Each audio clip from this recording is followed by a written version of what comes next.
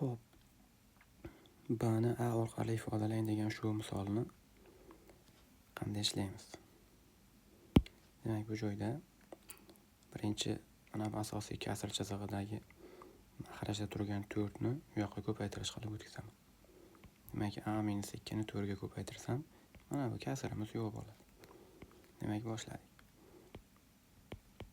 a - 2 ko'paytirilgan 4 teng qoladi 6 ayrilgan kasr chizig'i 3 suratda 2 qo'shilgan 1 taqsim x. Mana shu holatda qoldi. Endi mana bu kasrni bitta son deb tasavvur qilib, buni bu yoqqa o'tkazaman. Mana bu sonni u yoqqa o'tkazaman. Ikkalasini o'rnini almashtiraman. Demak, shu holatda boshlaydigan bo'lsam, 2 qo'shilgan 1 taqsim x mahrajda 3 teng 6 ayrilgan a - 2 ko'paytirilgan 4. Ana endi buni salgina soddalashtirib olaman. 2 qo'shilgan 1 taqsim x mahrajda 3 teng 6 ayrilgan qavusni ochaman. 4 ta a qavusni ochganimda oldidagi minus ishora ta'sir qilganda plus 8 bo'ladi. Va buni soddalashtirib qo'ysam 6 ga 8 14 ayrilgan 4 ta a bo'ladi. Endi mana bu kasr chizig'idagi mahrajda turgan 3 ni narigi tomonga ko'paytirish qilib o'tkazaman. Qoladi shunda 2 qo'shilgan 1 taqsim x teng 14 ayrilgan 4 ta a ni ko'paytiraman 3 ga. 1 taqsim x teng qavusni ochaman.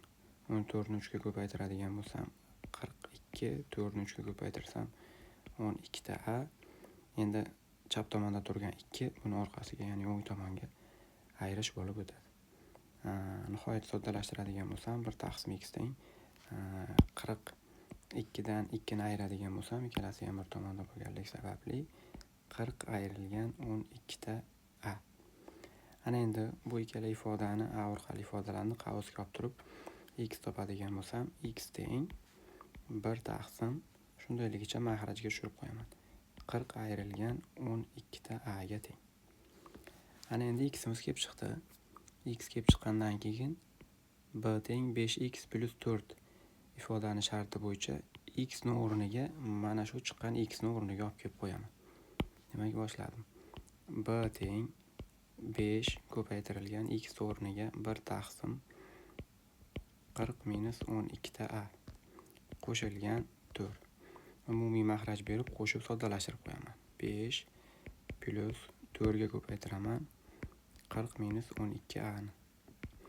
Mahrajda 40 minus 12 ta a bo'ldi.